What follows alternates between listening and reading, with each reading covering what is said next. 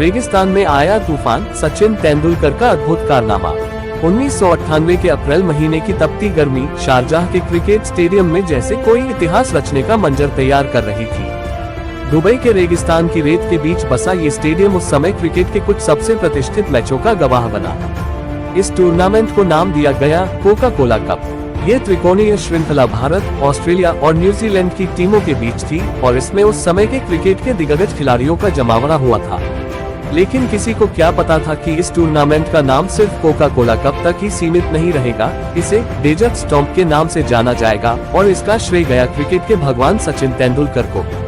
पहला मोड़, खेल की शुरुआत। 22 अप्रैल 1998 शारजाह। 40 डिग्री से भी अधिक की भीषण गर्मी में ऑस्ट्रेलिया के खिलाफ भारत का पहला निर्णायक मुकाबला।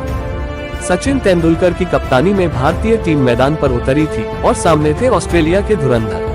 लक्ष्य था 285 रनों का, जो कि उस समय के लिहाज से बहुत बड़ा स्कोर था। भारत को जीत के लिए चाहिए था एक अद्वितीय प्रदर्शन और तेंदुलकर ने इस चुनौती को अपने हाथों में लिया। जैसे ही तेंदुलकर ने क्रीज पर कदम रखा, मानो शारजाह के मैदान पर सन्नाटा छा गया। क्या वो इस बड़े लक्ष्य का पीछा कर पाएंगे? क्या वो भारत को जीत की ओर ले जा पाएंगे? इन सवालों के जवाब मिलने में थोड़ा वक्त लगा, लेकिन जैसे जैसे उनकी बल्लेबाजी आगे बढ़ी, ये सवाल खुद ब खुद गायब हो गए। दूसरा मोड़, शॉट्स की बारिश और रेतीला तूफान। तेंदुलकर का हर शॉट मानो क्रिकेट की किताब से निकला हुआ था। कभी ऑफ ड्राइव, कभी फ्लिक, कभी स्ट्रेट ड्राइव, दर्शक मंत्रमुग्ध थे। ऑस्ट्रेलिया के गेंदबाज भी तेंदुलकर की इस तूफानी पारी के आगे नतमस्तक थे। तभी अचानक मैदान में कुछ ऐसा हुआ जिसे कोई भी भूल नहीं सकता, एक रेतीला तूफान जो सीधे मैदान पर आ धमका। तूफान ने खेल को करीब 25 मिनट के लिए रोक दिया और टारगेट को संशोधित कर 46 ओवर में 276 रन कर दिया गया। तीसरा मोड़, वो आखिरी ओवर। तूफान के बाद जब खेल फिर से शुरू हुआ, तेंदुलकर और भी आक्रामक हो गए।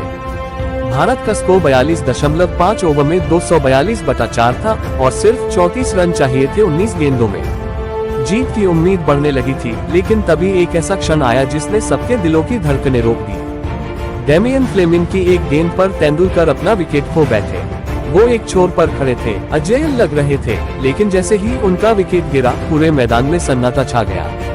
तेंदुलकर ने 131 गेंदों पर 143 रन की जबरदस्त पारी खेली थी, जिसमें 9 चौके और 5 छक्के शामिल थे। लेकिन अब बाकी बल्लेबाजों पर जिम्मेदारी थी कि वो सचिन के बनाए हुए स्कोर को जीत में बदले। अंतिम मोड़, जीत के करीब लेकिन अजय जडेजा 1 रन, वीवीएस लक्ष्मण 23 तारांकन और ऋषिकेश कानितकर 5 तारांकन मैदान पर थे, लेकिन वे तेंदुलकर की लय को कायम नहीं रख सके। आखिरी के 3 ओवरों में भारतीय बल्लेबाज सिर्फ 8 रन ही जोड़ पाए और भारत 250/5 पर अपनी पारी खत्म कर बैठा। आखिरी मुकाबला, जन्मदिन पर तेंदुलकर का धमाका। लेकिन कहानी यहाँ खत्म नहीं होती। 24 अप्रैल 1998 को सचिन के जन्मदिन पर भारत ने फिर से ऑस्ट्रेलिया का सामना किया, इस बार फाइनल मुकाबले में। लक्ष्य था 245 रन और सचिन तेंदुलकर फिर से मैदान में उतरे।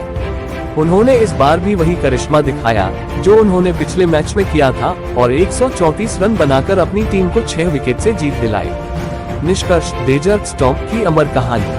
शारजाह की वह श्रृंखला और डेजर्ट स्टॉर्म के नाम से मशहूर वो मैच क्रिकेट इतिहास के पन्नों में आज भी अमर है। सचिन तेंदुलकर की ये पारियां न सिर्फ उनकी खेल कौशल की पहचान बनी, बल्कि यह भी दिखाया कि वे कितनी विपरीत परिस्थितियों में भी खुद को साबित कर सकते हैं। इसीलिए उन्हें आज भी क्रिकेट के इतिहास का सबसे बड़ा खिलाड़ी माना जाता है। क्या आप जानते थे कि सचिन की ये पारी इस तरह समाप्त होगी? क्रिकेट का ये खेल सचमुच अनिश्चितताओं से भरा होता है।